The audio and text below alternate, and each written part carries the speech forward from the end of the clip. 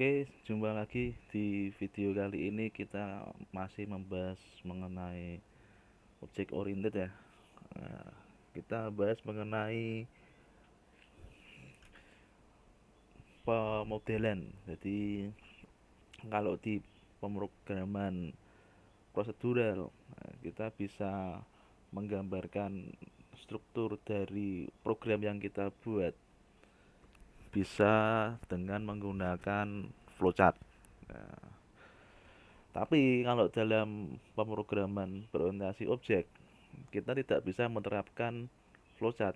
Karena apa? Karena di pemrograman berorientasi objek ada pendekatannya adalah menggunakan kelas dan objek.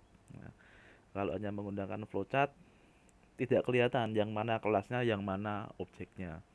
Jadi nanti akan kesulitan. Maka dari itu diperlukan suatu cara ya, suatu model yang baru yang mirip dengan flowchart, tapi digunakan untuk pendekatan pemrograman berorientasi objek. Nah, seperti apa pemodelannya? Yuk kita lihat ya. Nah, kita lihat di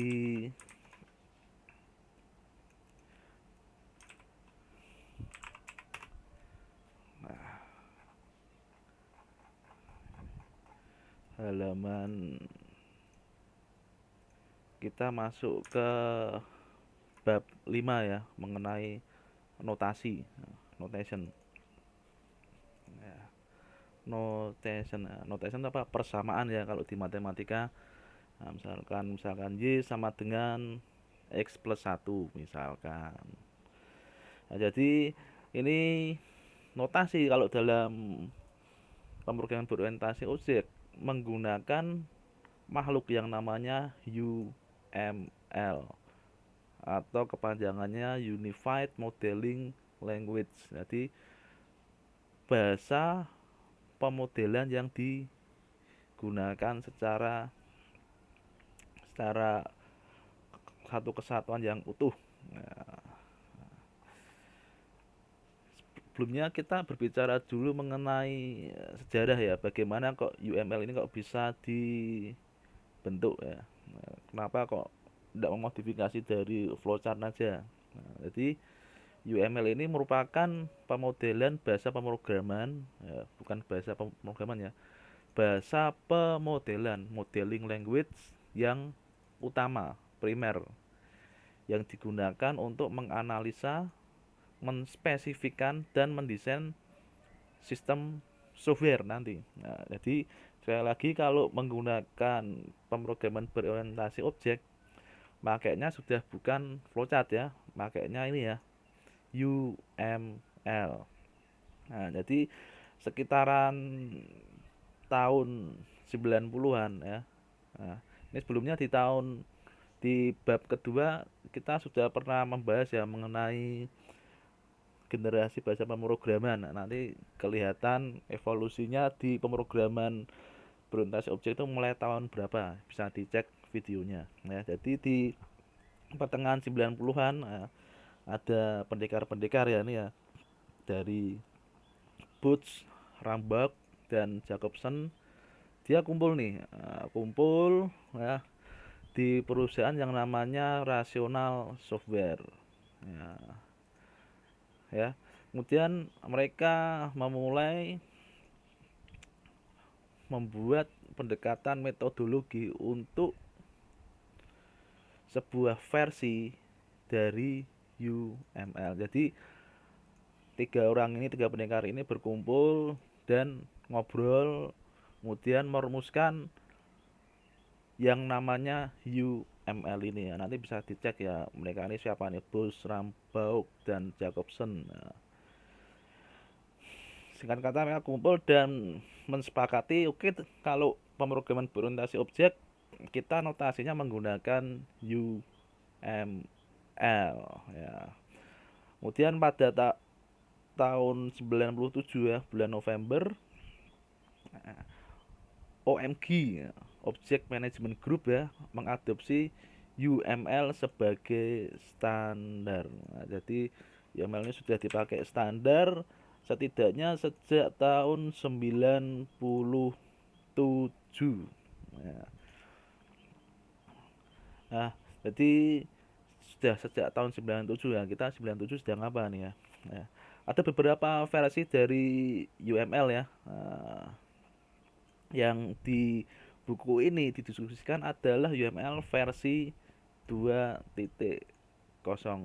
Nah, bayangkan 97, kemudian tahun 2007 di buku ini dicetak UML-nya versi 2.0 ya. Jadi ini menunjukkan kurang lebih hampir 20 tahun ya. Nah, dan sekarang tahun 2023, nah, berarti sudah berapa tahun lebih itu ya digunakan.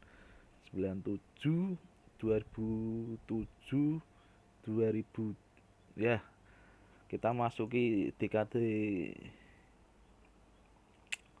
ketiga berarti ya. Nah, dari 97, 2007, 17 ya, hampir 30 tahun ya UML ini dipakai. Nah, kemudian di UML ini ada apa saja sih diagramnya? Nah, kok pendekar-pendekar tadi kok harus kumpul ya? Kelihatannya ada yang harus dibicarakan secara mendetail ini ya. Jadi mereka mensepakati yang namanya taksonomi ya, taksonomi dalam penggambaran pemrograman berorientasi objek. Nah, taksonominya seperti apa? Nah, nih. Jadi ada 3 bagian ya. Nih ya, gambar 51 diagram UML. Jadi diagram UML ini isinya ada 3 ya.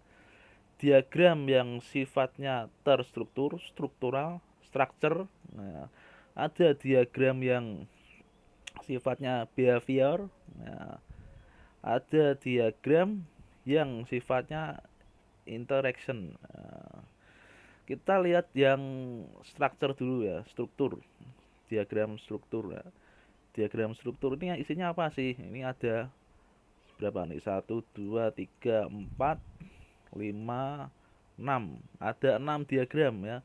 Dari package, kelas, komponen, deployment, ya, objek hingga composite. Nah, ini ada 6. Jadi ini bisa menggambarkan struktur sistemnya tuh mau seperti apa sih sistemnya. Strukturnya seperti apa. Nah, bentuknya, tulangnya seperti apa. Nah, kelasnya isinya apa aja ya. Objeknya ya, ini kelas, objek, kelas menjadi objek. Nah, kemudian ada yang namanya diagram behavior. Nah, sesuai namanya behavior berarti ini menunjukkan antar diagram itu, antar kelas itu apa yang dilakukannya antar kelas itu. Nah, di diagram behavior, nah diagram behavior ini sebetulnya ada subnya lagi. Jadi kalau kita lihat ini kotaknya diagram interaction, ini di dalamnya kotak behavior diagram. Jadi interaction diagram itu termasuk di dalam behavior diagram ya. Nah, behavior diagram sendiri ada use case diagram, activity, dan state machine diagram. Nah, jadi misalkan menunjukkan mau ngapain aja sih kelas-kelasnya ini bisa melakukan apa saja dan yang melakukan siapa, aktornya siapa. Nah, kira-kira seperti itu. Kemudian activity ya, aktivitasnya apa saja. Kemudian berikutnya diagram interaction. Nah, interaction berarti menunjukkan interaksi setelah kelasnya mau mengerjakan apa. Misalkan contohnya kelas palu ya. Palu itu digunakan untuk apa sih? Oh, untuk memalu paku misalkan ya. Interaction diagram, nah, ini menunjukkan hubungan antar kelasnya. Nah, jadi misalkan ya, misalkan palu, palu digunakan untuk memaku. Nah, terus hubungannya apa? Dipakunya di mana? Di kayu. Nah, berarti palu untuk memaku kayu. Nah, kayunya apa? Nah, nanti bisa beda-beda ya. Misalkan kalau kayunya mungkin kayu yang harganya relatif murah, ya pakunya ndak usah yang bagus-bagus, ndak perlu paku baja. Tapi kalau kayunya kayu yang mahal, jati misalkan, atau paku besi, ya pakunya khusus atau bahkan pakainya bur, bukan palu. Nah, interaction diagram ya, di dalamnya ada sequence, communication, interaction, dan timing diagram. Nah, oke ya, jadi kira-kira itu taksonomi dari UML diagram ya. Nah, pertanyaannya, apakah diagram segini banyak ini harus dibuat semua? Jawabannya tidak perlu. Nah, ini kalau menurut ini semua memang bagus, memang bagus ya. Kalau sumber dayanya ada tidak masalah. Tapi kalau sumber dayanya tidak ada, kita pakai saja yang digunakan aja. Misalkan yang ujian lu apa? Use case, activity, kelas diagram, nah, kemudian sequence diagram, cukup. Oke ya, jadi gitu pembahasan mengenai UML. Kurang lebihnya mohon maaf dan jangan lupa untuk happy coding.